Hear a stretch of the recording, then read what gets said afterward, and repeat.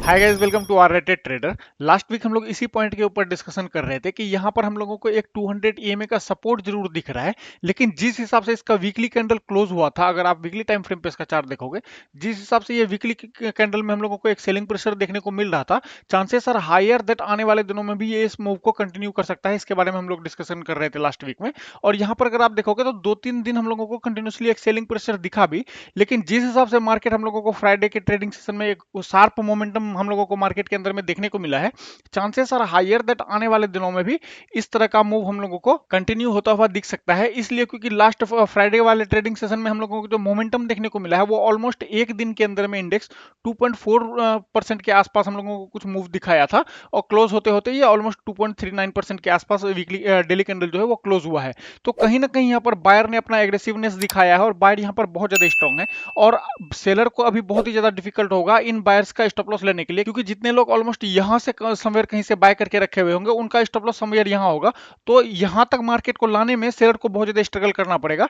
तो chances are higher that आने वाले दिनों में इस मूव को ये कंटिन्यू कर सकता है। लेकिन हम लोग सिंपल एक प्लान रखेंगे, एक बार अगर डेली कैंडल 24,000 के एबव क्लोज कर दिया तो फिर हम लोग स्टॉक्स को एनालिसिस शुरू कर देंगे, और चांसेस आर हायर दैट इस मूव को ये कंटिन्यू भी करता हुआ हम लोगों को दिख सकता है। इसलिए क्योंकि ये इसका एक मेजर हर्डल है, एक रेसिस्टेंस जोन है, और 24,000 के आसपास अगर ये क्लोज कर देगा डेली कैंडल, तो यहां से हम लोगों को एक बायर कंट्रोल लेता हुआ दिख सकता है। और हो सकता है आने वाले दिनों में हम लोगों को एक डबल बॉटम टाइप का एक फॉर्मेशन दिखा के मार्केट में एक चाहे अपसाइड का मोमेंटम देखने को मिले, या फिर दूसरा ये पॉसिबिलिटी है कि प्राइस में यहां पर एक रेंज बना दे, बेसिकली थोड़ा सा एक वॉलेटिलिटी क्रिएट करे। उसके बाद फिर हम लोगों को आने वाले दिनों में इस रेंज का जब हाई का ब्रेकआउट हम लोगों को देखने को मिलेगा, तो मैक्सिमम चांसेस है कि सारे स्टॉक में हम लोगों को एक अच्छा मोमेंटम देखने को मिल सकता है।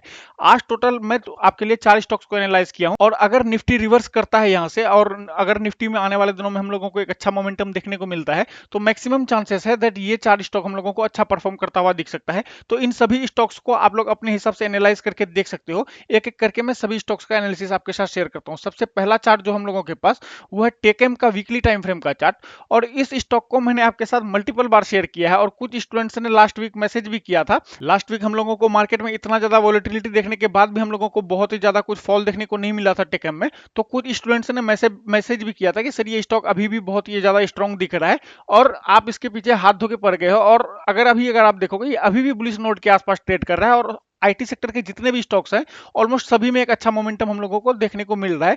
अगर ये स्टॉक आने वाले दिनों में इस हाई का हम लोगों को एक ब्रेकआउट देता है, जो कि है 1761 के आसपास, इसका अगर ब्रेकआउट देता है, तो चांसेस आर हायर दैट आने वाले दिनों में ये जो अभी मोमेंटम इसका चल रहा है, इसको ये कंटिन्यू कर सकता है, और आने वाले दिनों में भी हम लोगों को बहुत ही अच्छा परफॉर्म करता हुआ ये चार्ट दिख सकता है, ये स्टॉक दिख सकता है।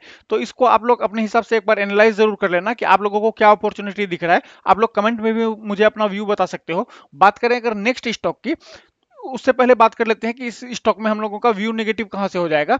अगर ये स्टॉक वापस से 1700 के नीचे डेली कैंडल क्लोज कर देता है, तो इसमें जो हम लोगों का बाइंग साइड का व्यू है वो हम लोगों का इनवैलिड हो जाएगा। और बात करें अगर ब्रेकआउट के बाद स्टॉप लॉस की, तो 25 से 30 पॉइंट का हम लोग स्टॉप लॉस इसमें प्लान कर सकते हैं, और टारगेट इसमें एक्सपेक्ट करेंगे हम लोग मिनिमम 1:2 का।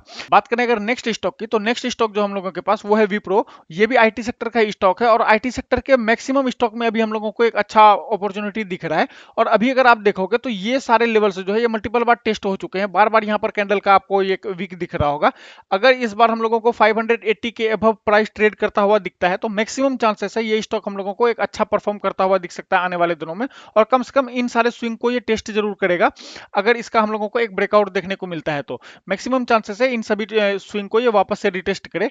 तो अगर इसका हम लोगों को एक ब्रेकआउट देखने को मिलता है 580 का, तो इसमें 25 से 30 पॉइंट का स्टॉप लॉस के साथ हम लोग एक एंट्री प्लान करेंगे, और आने वाले दिनों में हम लोग एक्सपेक्ट करेंगे इसमें टारगेट मिनिमम 1:2, और उसके फर्दर भी मोमेंटम अगर ये कंटिन्यू करेगा तो फिर हम लोग अपने पोजीशंस को ट्रेल कर सकते हैं। आप लोग बताना इस स्टॉक के बारे में भी कि आप लोगों को कैसा दिख रहा है ये स्टॉक, और आने वाले दिनों में इस स्टॉक से आप क्या एक्सपेक्ट कर रहे हो। बात करें अगर नेक्स्ट स्टॉक की, तो नेक्स्ट स्टॉक मेरे पास है ओरिएंट होटल्स का वीकली टाइम फ्रेम का चार्ट। ये स्टॉक प्रीवियस कुछ टाइम से हम लोगों को एक अप ट्रेंड में दिख रहा है, और यहां पर समवेयर कहीं पर एक रेंज में प्राइस ट्रेड कर रहा है। बहुत ही लंबे टाइम से इस रेंज के अंदर में प्राइस फंसा हुआ है, और अभी ये हायर नोड के आसपास ट्रेड कर रहा है। तो मैक्सिमम चांसेस है अगर 190 का हम लोगों को एक ब्रेकआउट देखने को मिलता है, तो इसमें 15 से 20 पॉइंट का एक स्टॉप लॉस हम लोग फिक्स करेंगे, 15 टू 20 पॉइंट्स का एक स्टॉप लॉस लगाएंगे, और टारगेट इसमें मिनिमम हम लोग 1:3 का प्लान करेंगे। इसलिए क्योंकि ये ऑलरेडी एक बुलिश मूव में ट्रेड कर रहा है, एक हायर टाइम फ्रेम में एक अप ट्रेंड में ट्रेड कर रहा है।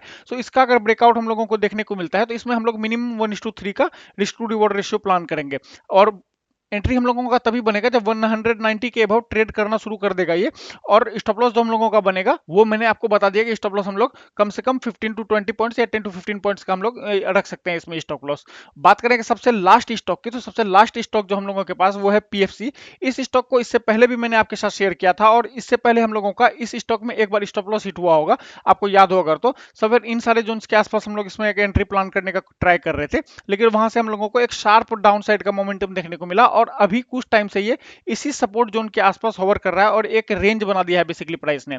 अभी अगर आप देखोगे तो लास्ट वीक में हम लोगों को एक वॉल्यूम में इसमें स्पाइक देखने को मिला है और चांसेस आर हायर, अगर ये इसके हाई पॉइंट को अगर निकालता है, ये जो इसका हाई पॉइंट है 490 के आसपास, अगर ये इस हाई को निकालता है तो मैक्सिमम चांसेस है दैट आने वाले दिनों में ये स्टॉक हम लोगों को बहुत ही अच्छा परफॉर्म करता हुआ दिख सकता है और ये समवेयर इन सारे जोन्स तक भी टेस्ट करता हुआ हम लोगों को प्राइस दिख सकता है। तो आप लोगों का क्या एक्सपेक्टेशन है इस स्टॉक से, या आप लोग क्या इसमें एक्सपेक्ट कर रहे हो? आप लोगों को ये स्टॉक कैसा दिख रहा है? आप लोग मुझे कमेंट में अपना व्यू बता सकते हो। मुझे पर्सनली ऐसा लग रहा है कि अगर इसका ये जो हाई पॉइंट है 490 के आसपास, अगर इसका हम लोगों को एक ब्रेकआउट देखने को मिल जाएगा तो चांसेस है कि ये आने वाले दिनों में हम लोगों को अच्छा परफॉर्म करता हुआ दिख सकता है। क्योंकि अगर इसको आप डेली टाइम फ्रेम पे भी देखोगे तो सिमिलर आपको यहाँ पर भी कुछ मूव देखने को मिल रहा होगा। ये बहुत दिनों से इस टाइट रेंज के अंदर में ट्रेड कर रहा है और जब भी इसका ब्रेकआउट देखने को मिलेगा तो इस रेंज के हिसाब से भी टारगेट हम लोगों का समवेयर यहाँ तक आ रहा है। तो आप लोग इसको अपने हिसाब से भी एक बार एनालाइज करके देख लेना।